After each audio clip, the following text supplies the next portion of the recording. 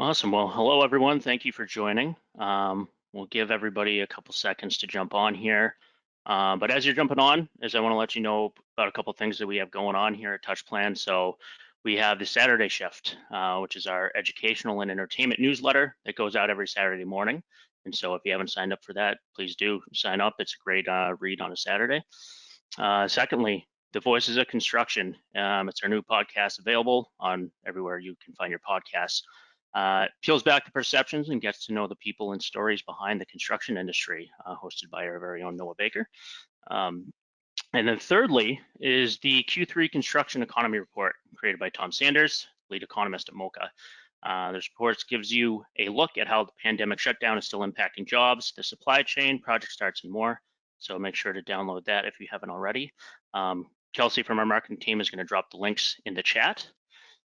So be sure to check them out if you haven't.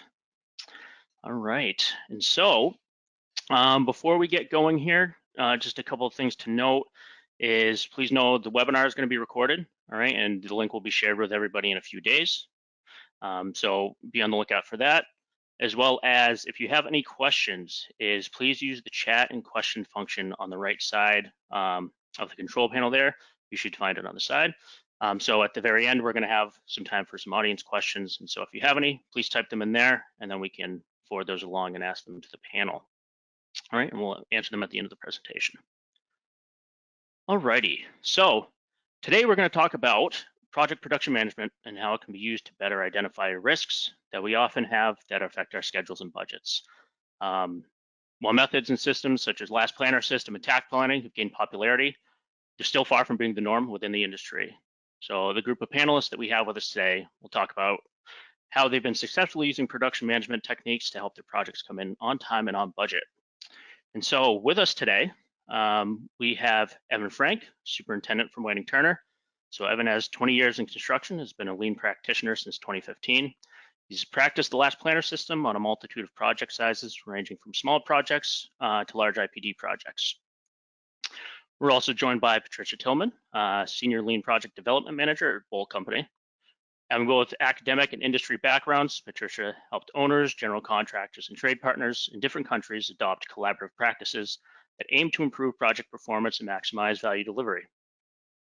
We have Layne Hess, Corporate Director of Scheduling and Planning from Jacobson Construction. Layne's a 39-year industry veteran, and as an early advocate for lean principles and collaborative planning, he's successfully and repeatedly achieved milestones in on-time delivery for Jacobson clients. And then finally, last but not least, we have Alex Behringer, Superintendent from Layne Turner.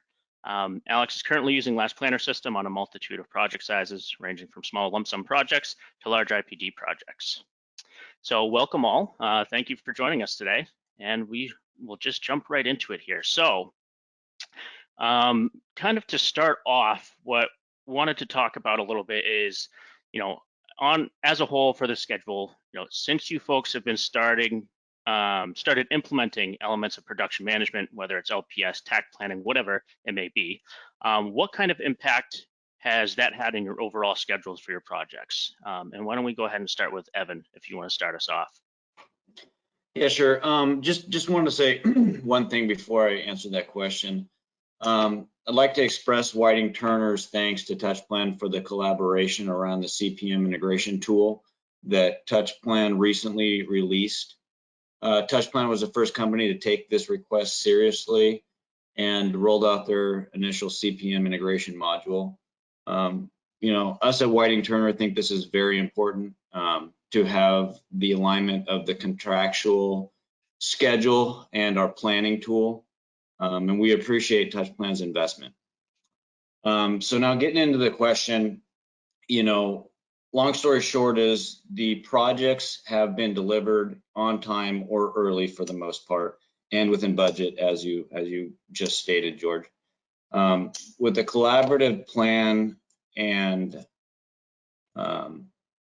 input from all stakeholders, we're spending less time in recovery mode due to an inaccurate plan or a schedule built by a few or a single individual. The trades are held accountable, and they also hold other trades accountable.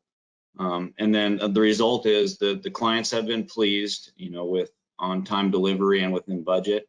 And when visiting the projects, they can easily see and organize an efficient project with good communication.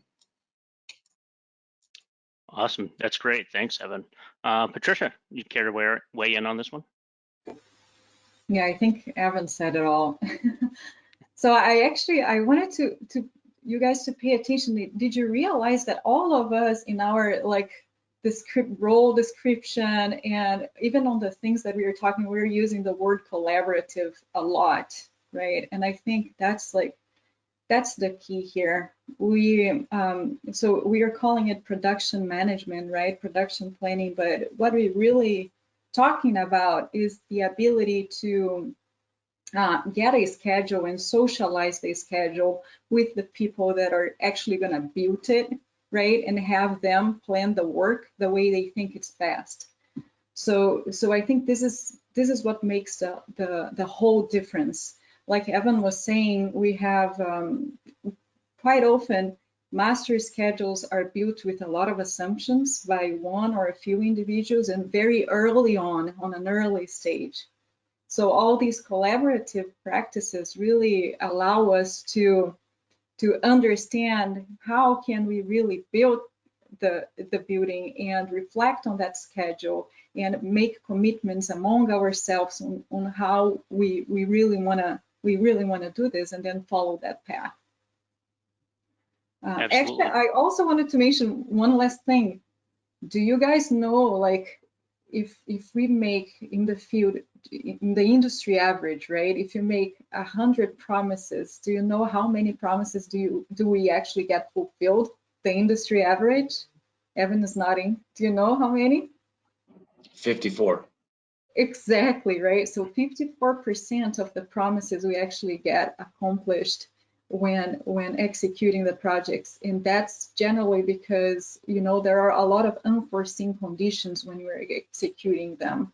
So we need to move from a mindset of assuming stability and predictability to really understanding that things might change, and we have to have a vehicle to react and be proactive and work on that. So I think all these collaborative practices in production management allow us to own the schedule and respond on a more proactive manner to what happens in the field.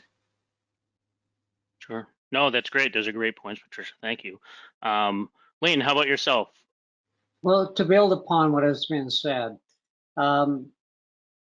what I have found, what has happened to us, I've been in this position for 20 years. I have between 50 and 60 projects running at the same time, and all of them are in this module. I'm using Touchplan for all of them. The differential that this has caused from a bigger picture is that before, it's how do you slide into home base? Are you coming? Is it all dusty? Is it all dirty? Are you struggling? For us, what the differential I found that has happened is, because we know what affects us the most is changes at the end. We've been able to our flow is so much better. Our understanding is so much better for constraint management, what's happening to us, that we're getting more done sooner on the front end of the project.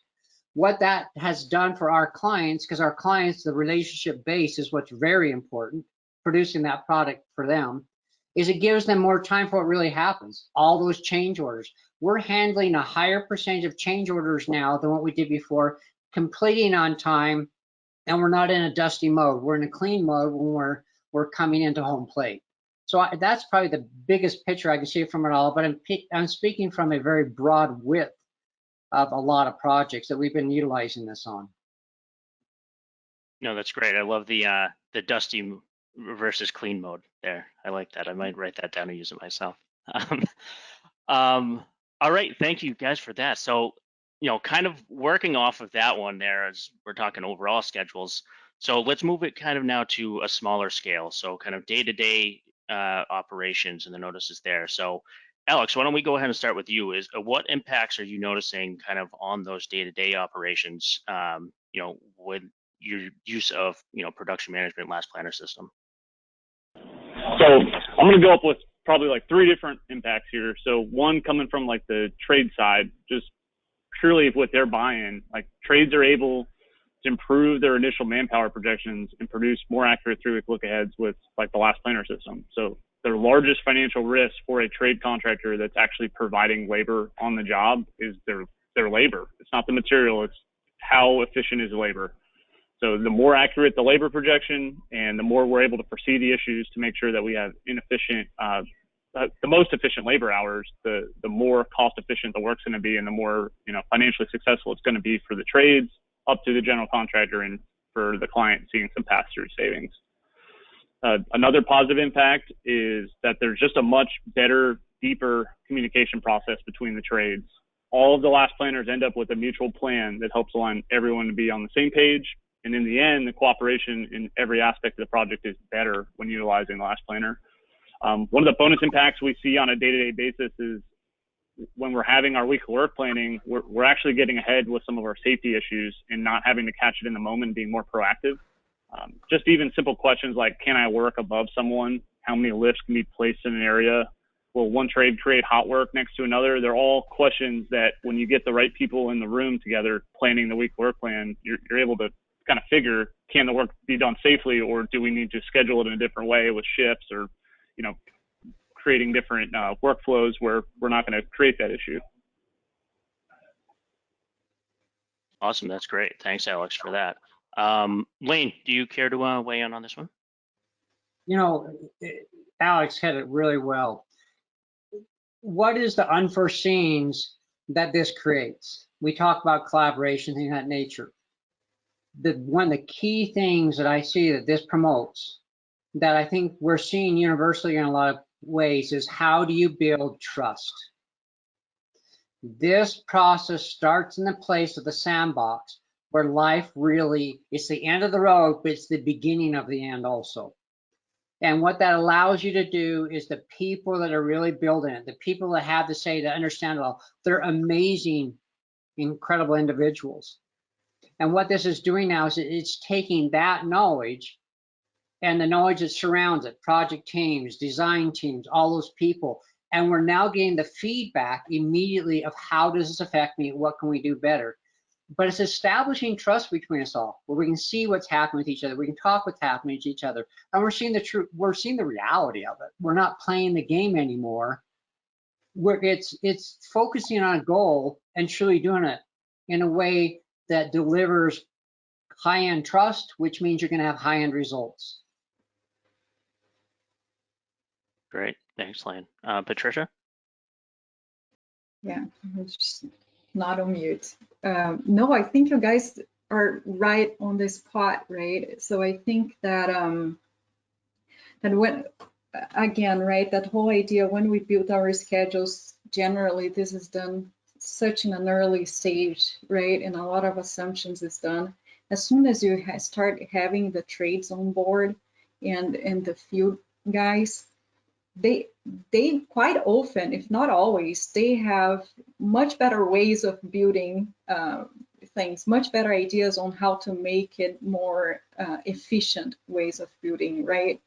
So the morale is one of the things that those management approaches allow you to touch on, right? So the morale is increased. They own their plans, right? And the willingness to contribute to a better schedule is also achieved.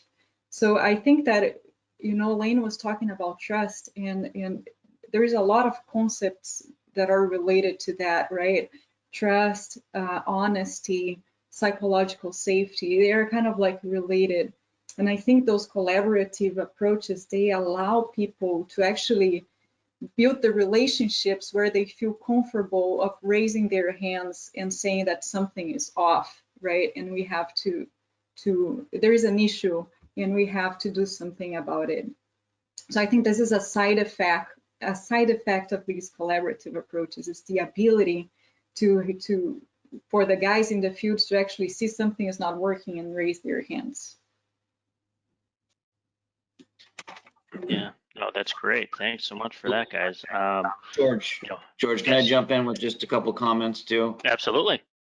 So another thing to add for the day-to-day operations is, you know, everything's rolling downhill on a project. The collaboration, respect, and trust built between, you know, the GC, superintendent, project managers to the trade partner, foreman, project manager, superintendent, during daily check-ins, during planning sessions, that all rolls downhill. You know, from trade partner to trade partner, the same thing happens. You know, they build a sense of trust and respect for each other, and then their workers see that, their lead men see that, the laborers see that, and then therefore it creates basically a united front on a project where they're respecting each other's work, they're respecting each other's safety.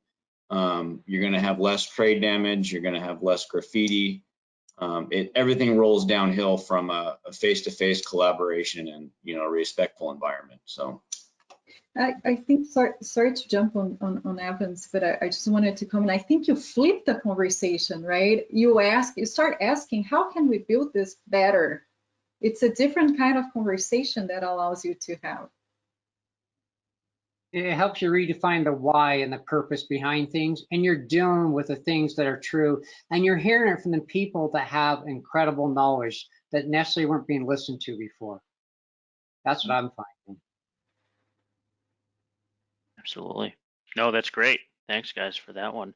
So I'm going to shift gears a little bit here and get a little bit production management geeky on the next question a little bit. But so with production management, there's big emphasis around variation and minimizing variation on our projects.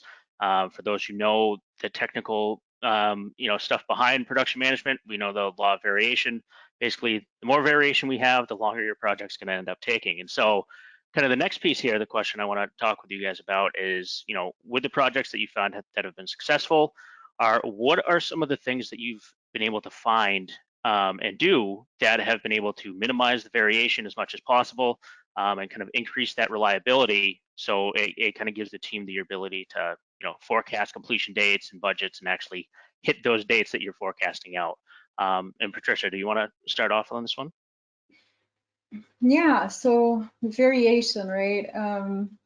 I think the step number one is the ability to see variation, because quite often, if we are using traditional methods, there is variation, but it might be not acknowledged. So what I like about these production planning tools are, for instance, indicators, right?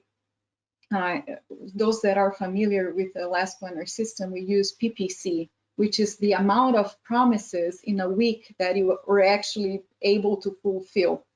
And based on that indicator, you start understanding the variability in your job site.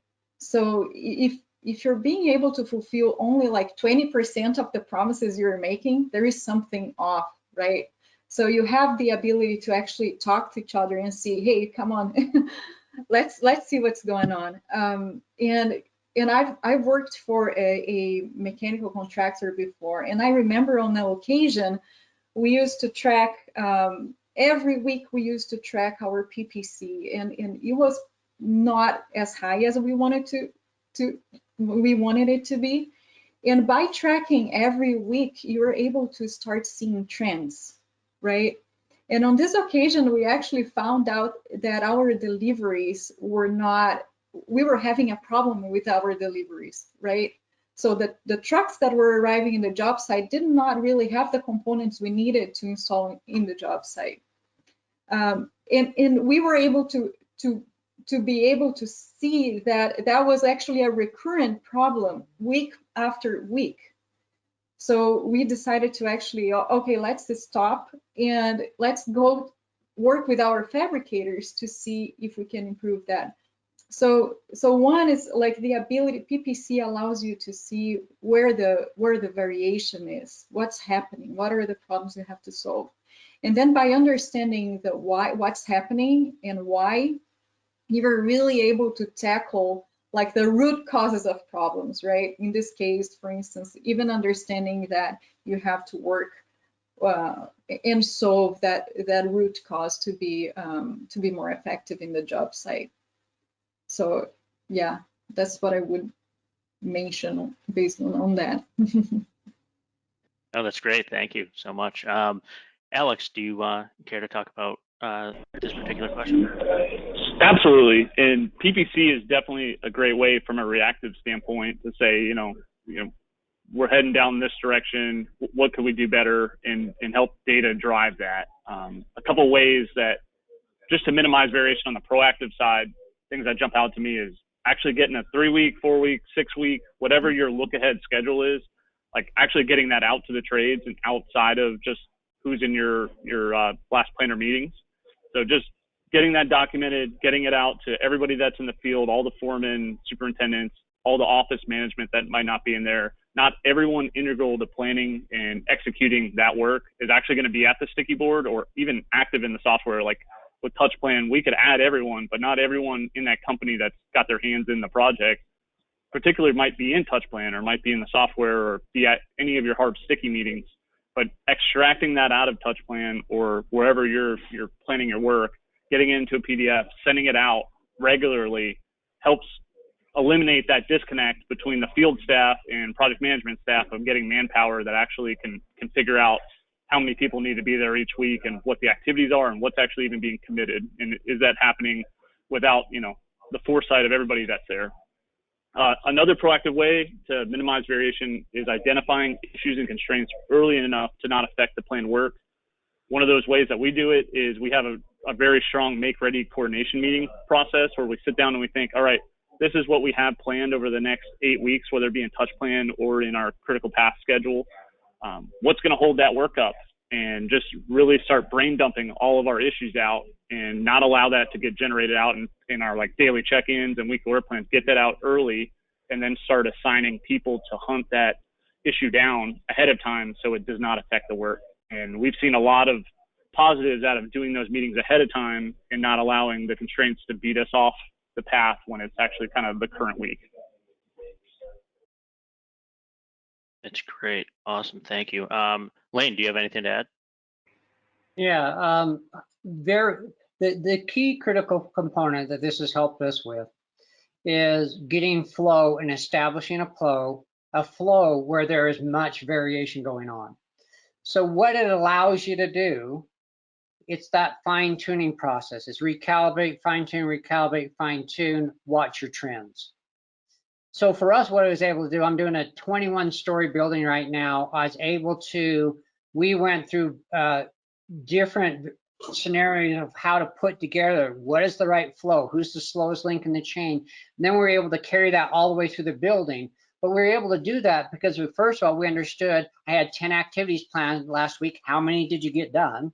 And then if you didn't, why didn't you? And what can we do with that variation?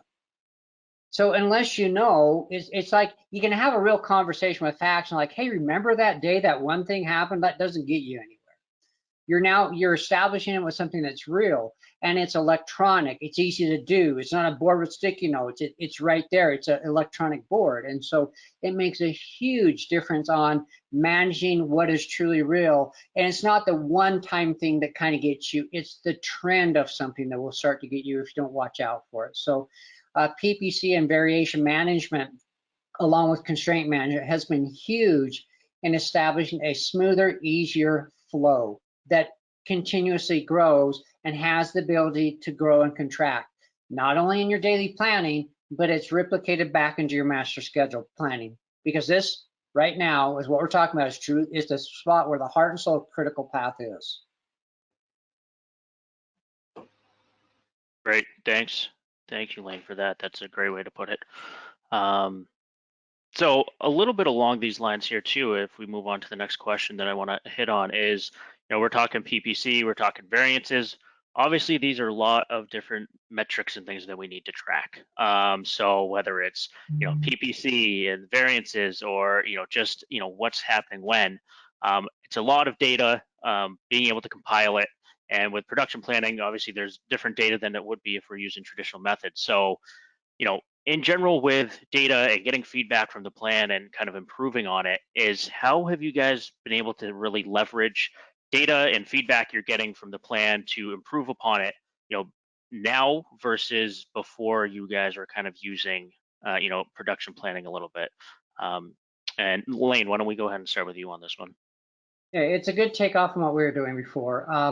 The differential for us now is we not only see it in the minuteness of a small plan, but we see how it replicates out. I even see it now from a corporate level. I can see all what's happening throughout my corporation. But as far as understanding this feedback, it's we've all been involved with schedule, and how often have you heard, I don't know? Well, where you at? I don't know. I'm 80% done. Well, what does that mean? What does that translate to? What's the why behind it all? It just brings it back down. It's the crawl, walk, run. My crawling is my daily, my walking is a little bit quicker, and then I start running because I establish my flow. But how do you do that? It's not by mishap, it's by plan. It's by it happens for a reason. And we're establishing that. What this variation does in PPC does, it gives you the feedback to fine tune.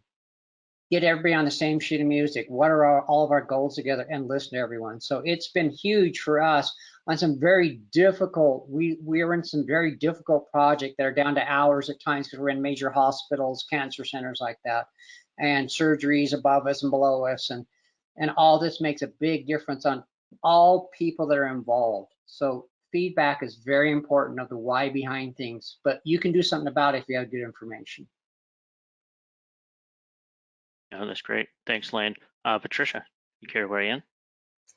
Yeah, so I'm thinking about your question, right? And I think what comes to my mind, what I see a lot in teams that I'm working with, is that these tools provide a vehicle for conversations to happen and for communication to happen.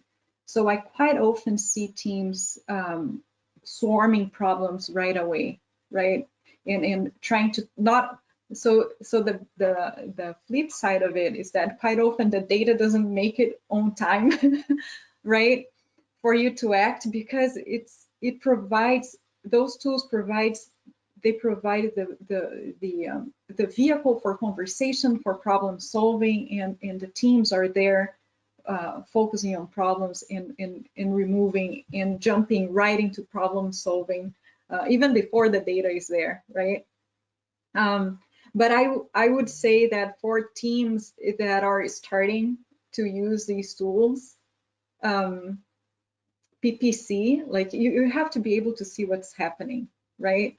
So if you start only tracking PPC and looking at that information and having a conversation with your team, it can be revealing. Honestly, it can be really revealing. And then to what Alex was saying, I really like that he was talking about constraints, because for me personally, that's the key to avoid variation, right?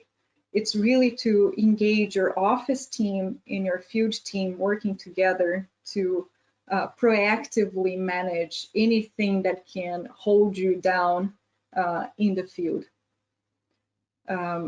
So anyway, I wanted to say that I think it's a progression. If you have never applied any of these tools, try it out. Try PPC, right?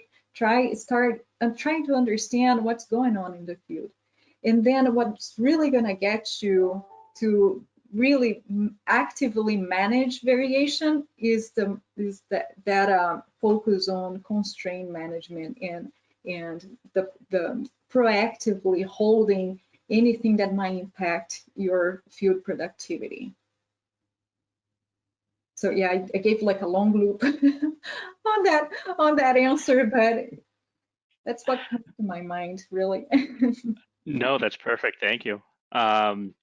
Alex, do you want to give us your perspective from the field, how you guys have been able to leverage some data? Yeah, so one of the quickest, easiest way to leverage data would be just utilizing the historical completed activities that you just went through the process of completing and how it went down to build out the schedule for another similar area. So like in Touchplan, the completed activities, commitments that you actually have, this is how it happened. Everybody updates it that way. You can group it, copy it over, and then move it into a new location. And now you have baseline for the next area that might be very similar.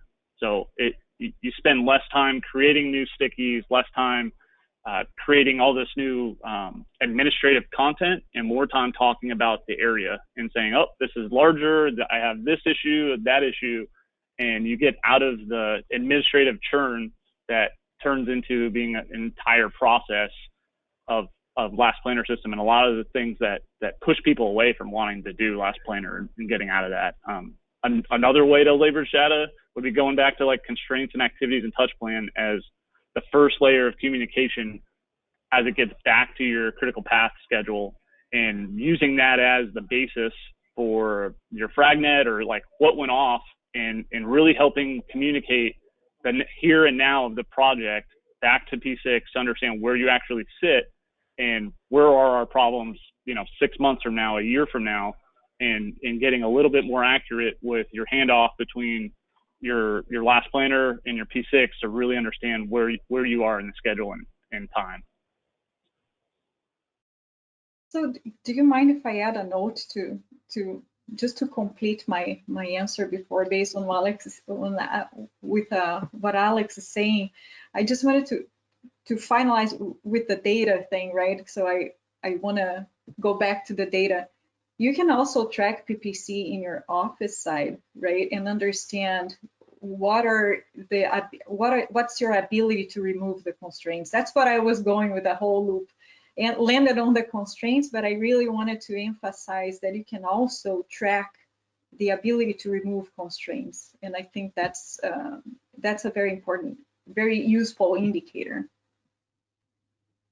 Yeah, no, that's a great point, Patricia. Thank you. As I think, obviously there's more involved with, the production planning than just the folks in the field actually doing the work. So, being able to look at the office and the people who need to get rid of those constraints, I think there's a lot of metrics that we can look at there as well.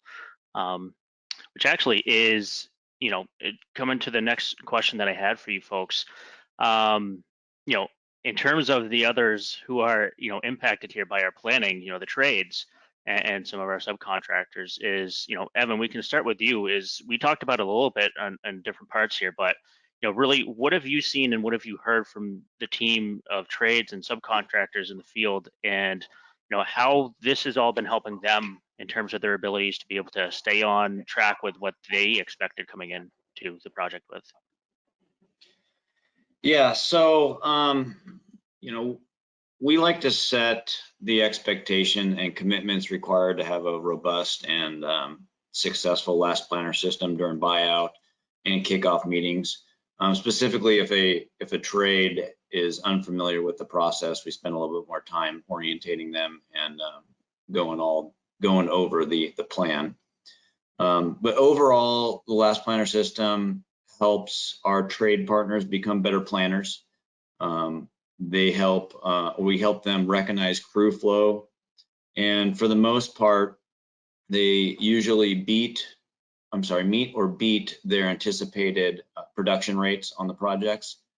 And at the end of the day, they're grateful for an organized, productive, and safe project. So they're helping create or refine the baseline schedule. That gives them a sense of accountability and basically skin in the game to help meet their commitment. So it's ever evolving and it's continuously improving, and everybody's starting to get on board with it. Great, it's great. Layne, how about you? What have you heard from the trades? It's a couple fold things here. One of them is when you finally bring this process into it, and probably everybody can relate to it, you'll bring a trade and say, hey, how's it going? They show up for the first time, pile those big drawings on the table, like, well, I haven't looked at anything. And that, first of all, they understand themselves, how they work, what they have. So many times I'll see what the field thinks to what they have in their budget and what the office thinks in a trade.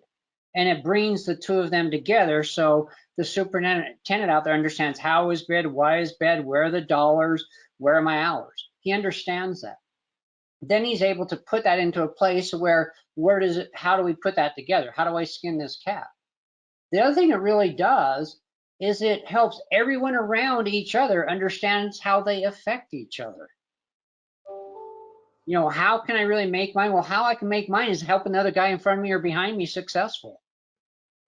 And so now when you're in that as part of it all, you're now watching through thoroughly and thoroughly. I've had many times where we have a master schedule and my team said to me, hey, we got to change the master schedule. And I said, why? I said, because we sat down and Touchplan and we worked through the whole thing together. You have 4 areas in the mastery. We need 6 because we looked at the details. And they went even further. 3 months in advance, they did this. And I said, well, did you analyze the information? Like, what do you mean? I said, just let's open it up. Now, I knew with this glass guy on the outside of a building, they had 15 people. The schedule they put together said they needed 26. But they knew 3 months in advance and they shifted jobs around because they trusted us and our process. They could depend upon our dates more. They gave us the people we have. So it replicates not only within the trades and themselves of understanding themselves and planning their manpower, but it's everyone around them that it does. And frankly, it gets them thinking about themselves more and then extenuating that knowledge out to all of us. So we understand you. Every trade is an expert. We're not all experts and we need their expertise. Absolutely. That's great. Thanks, Layne. Patricia, I'd love to get your input on this, considering you did come from a trade at one point. Exactly, and I'm working closely with many trades right now because Bolt has a lot of like IPD and collaborative projects, right?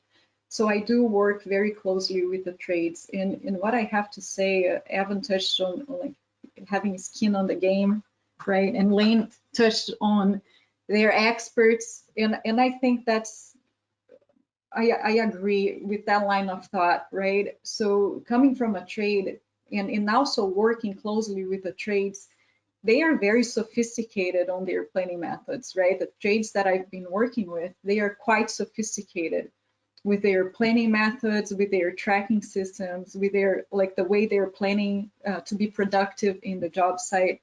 So the best thing that you can do is actually to join forces with them and have their input on your schedule, right? And I remember being a trade, how often we would get a mastery schedule and say, hey, this doesn't seem right. We actually have a better way of doing this. And we often would find 2 different types of GCs, those that want to listen to you and those who are, no, you should, this is the master schedule, right? So I think that that the engagement of the trades is key, and having the skin on the game, right? Again, some of the trades, you guys would be surprised, they are very, very sophisticated, and it's, I think it's very beneficial and smart to have their input, right, on what they are, how are they actually planning to build. One of our projects here, they did a lot of changes on the master schedule because most of the things that they are producing is actually offsite, and that was not really considered when we were building the master schedule. So it's amazing the creativity that they bring in and the different ways and better ways of installing things. So that's my take on the trades. Oh, that's great. Thank you, everyone, for that one.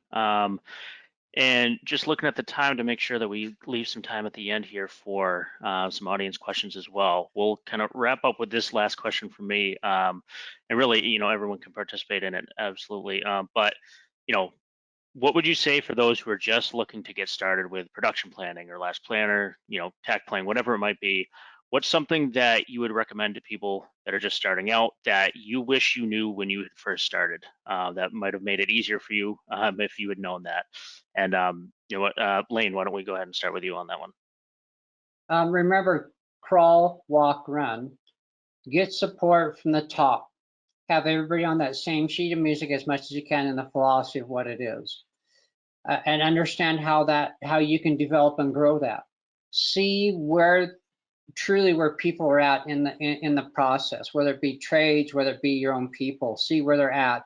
Provide good training and follow up with them in a consistent, simplistic basis.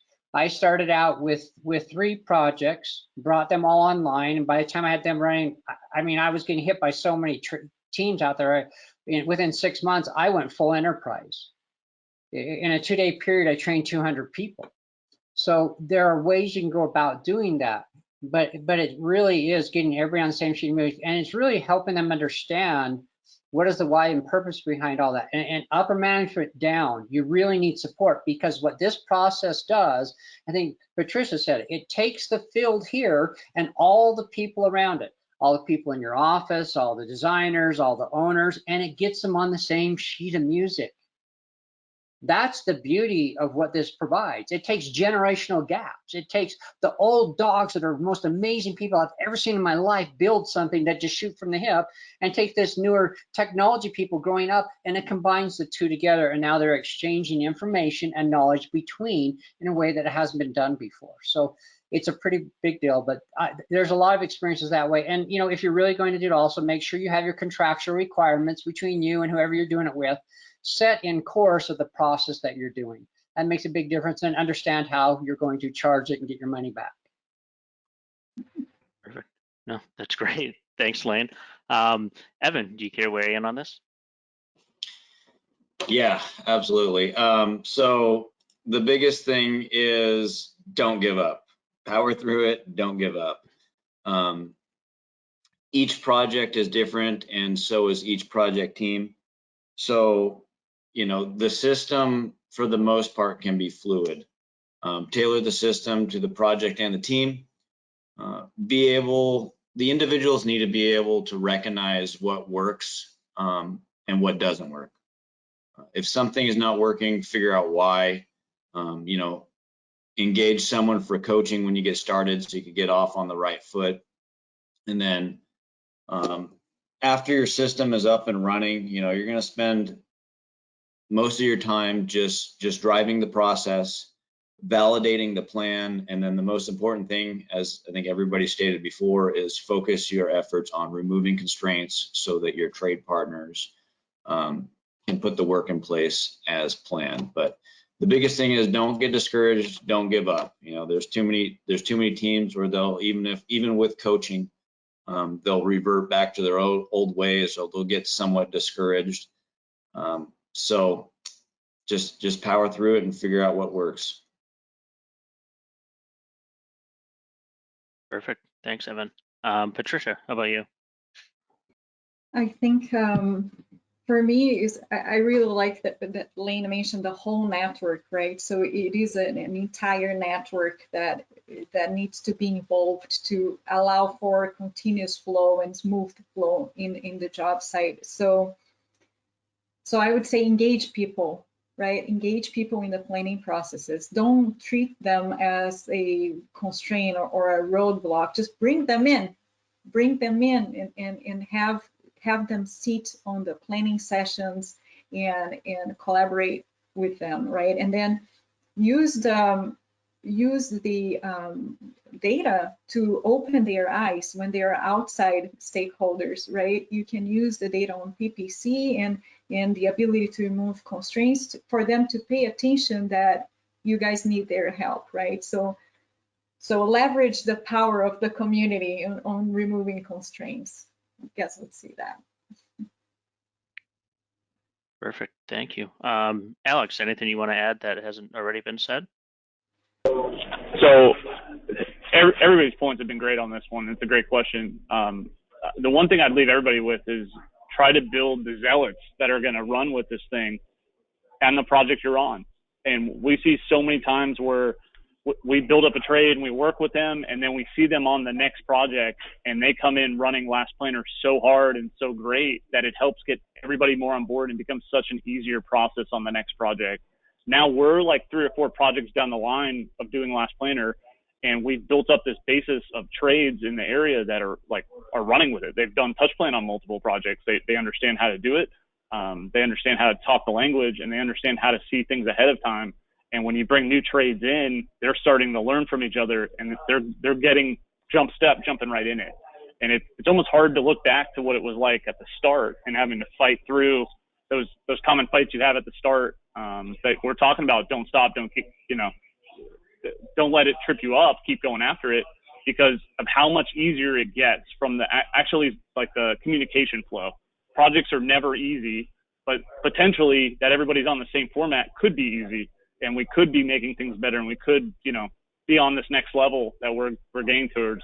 And we're actually seeing that now, and it's kind of exciting to see. We're excited for the next project and how much easier we can all kind of fall lockstep in with each other and have a good planning effort. That's awesome. Thanks, Alex, for that, and thanks everybody, you know, for the candor and the discussion here on my questions. So why don't we shift here, and we've got some questions that got sent in. So some of the questions from the audience. Let me just look through quick. Layne, a quick one for you, I think, from Dan Fauché is, how do you train 200 people in LPS in 2 days? Great question. I wrote a training for the people. And the training was done, first of all, in complimenting on whom they are and the purpose behind it. But I did a technical training. I set up a room. I had 8 tables. And I think Touchplan actually came out from Boston and watched this when I was doing it. And I had about 8 tables, and there's 6 people on a table. I had a superintendent, then I had trades in there, and everybody had a role.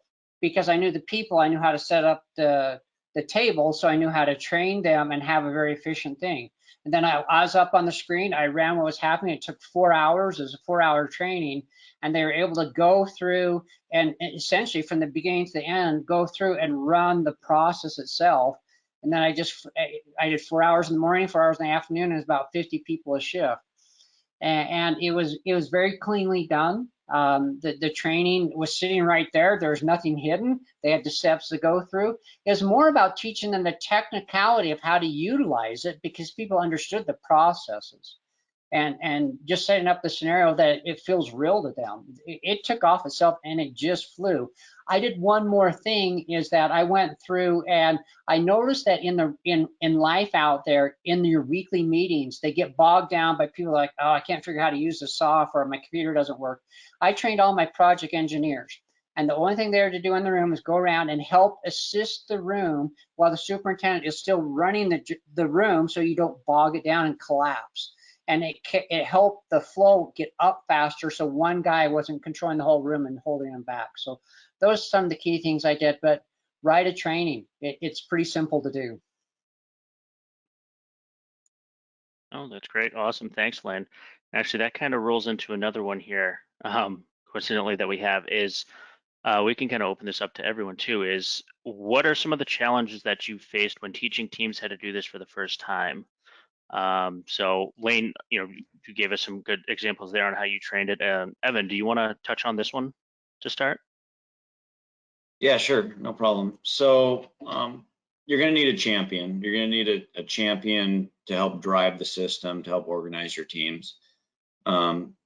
Champions need to be able to deal with, you know, different personalities, you know, from, you know, architects, engineers, clients, you know, trade partners, superintendents, foremen. So that's a feat in its own, just dealing with different personalities.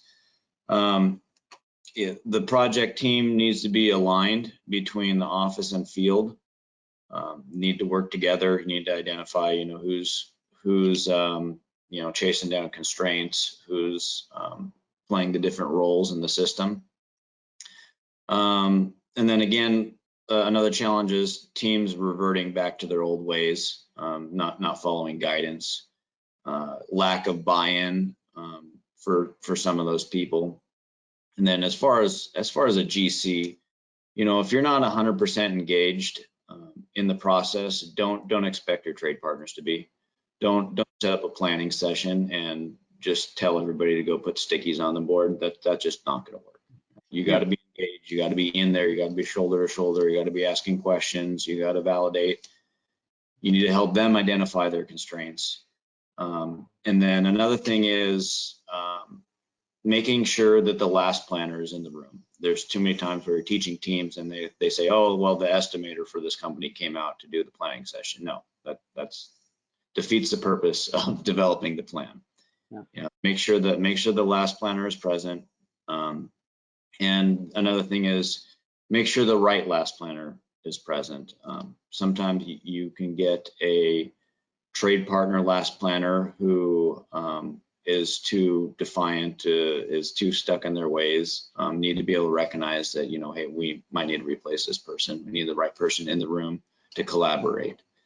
And then just the other thing is, just like I said before, it's fluid, and need to be able to recognize which tools you need to bring in your planning sessions, in your planning process, and what works and what doesn't work. So to add to that, you really sparked something for me, Evan. I found influencers. Who are my influencers out there in the company? And there's a lot of them are the old dogs that have been doing it for 40 years and don't put a computer in front of them.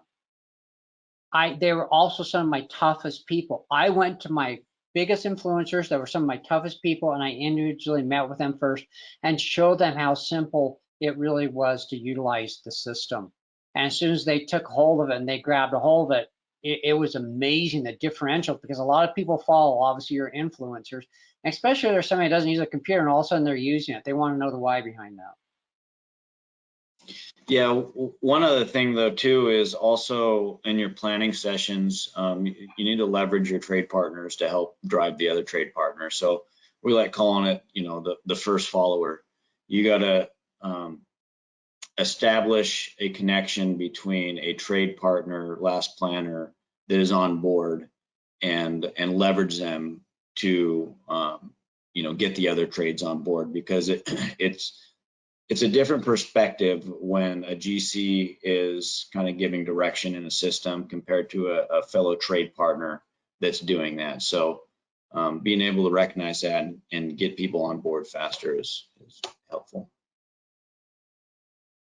I think Awesome. also people have to see the benefits, right? And sometimes you have some people that are a bit skeptical in the beginning, but if they participate in the planning and like the constraint removal and like really swarming the problems, which is one of the things this these collaborative methods allow you to do, they start seeing that actually there are benefits, right, in it. I've came across people in the office that were a bit skeptical, but they ended up being persuaded by seeing the benefits that the field was getting out of it, right? So sometimes being a bit patient and showing people where the benefits really are might help too. Awesome. Perfect. All right. So let's move on to the next question here. There's a question that came in about what percentage of subcontractors are actually logging in and participating with planning, updates, and et cetera. Is it 100%, 50%? Is it the prime subs only? I don't know who wants to take that question off first, but if you guys want to chime in on how much subcontractor participation you've been getting. I think it's one of the biggest challenges I've experienced, but it's a lot of the people have said here. It's about when they see the purpose and the why behind it, that helps assist that and all that. There are times you still drag a guy through the knothole, but there are a lot of times where we had a project where it was very low budget, hard dollar. Guys just lived out of their trucks. They barely had phones, and we had to bring them in, and we had to bring them through the process in a different way. It's more of understanding where are people at. You know, it's you know, I've seen too many times in big meetings where they'll come out and they start getting on somebody. Sometimes it does a big benefit to take somebody aside at another time and just talk with them. I have found more than once it's usually the guy is afraid of technical software and how to use a computer than it was anything else, and we assist them along the way, and now they're our biggest advocates. So it's, are you seeing what's in front of you, and are you asking the questions, and are you doing it in a humanistic way? We all make mistakes, and what can we do to be teachers with them? And it's more about, are we listening to be a teacher, and are we being a student in that teaching? I think one of the most important things to think is making sure you're hitting the happy medium between the trades that need to be involved and potentially the trades that are so small that you're going to be wasting their time in that meeting. So like you want your main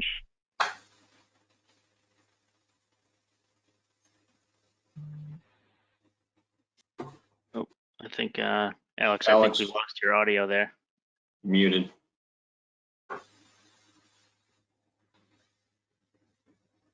To say what, go on what Alex was saying, another thing that helped us is coordinate your meetings the right way. What I heard him say, if you have a building enclosure going on, you have your structure up, don't bring everybody from the building enclosure into the interior meeting. Segregate your meetings out. Do your daily huddles the same way.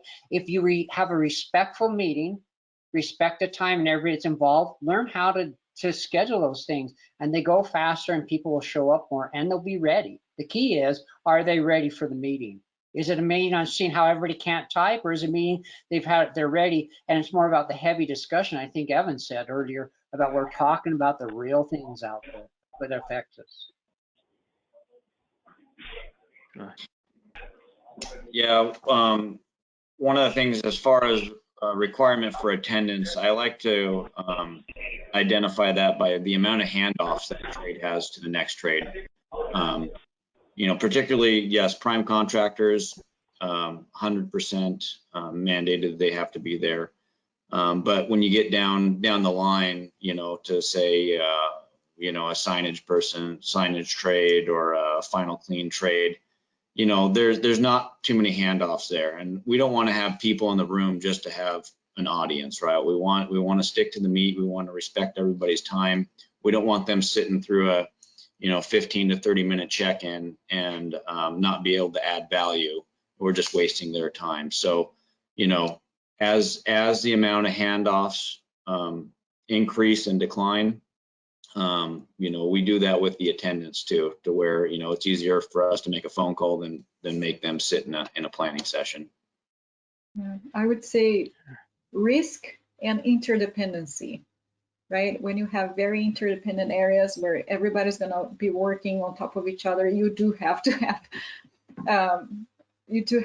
those trades and to coordinate the process, right? Yeah, absolutely. Great. So we only have a few minutes left here, guys. So I think I'm going to wrap it up there. I know we can probably keep talking here for hours on end, but I want to thank everyone, all of our panelists, for jumping on today. It was fantastic. I think we had a great discussion. For those who wrote questions in and we didn't get to them, we do have a list of them, so we will be having someone reach out to you and answer the questions that you wrote in about. So don't worry about that. And then the last little bit is, I mentioned at the beginning, is that this session is going to be recorded, and you know, you'll get a link to that recording later on in the week. And then, you know, be sure to check out and sign up for the Saturday shift if you haven't already. Listen to the Voices of Construction podcast, as I mentioned. Very own Noah Baker's the host. It's a good time. A couple episodes out now. And then, if you haven't already as well, download the Q3 Construction Industry Economics Report by Tom Sanders. So, with that being said, I want to thank everyone for tuning in. Again, thanking our panelists, and you know, hopefully everyone has a good rest of the week. Thanks, everyone. Thank you.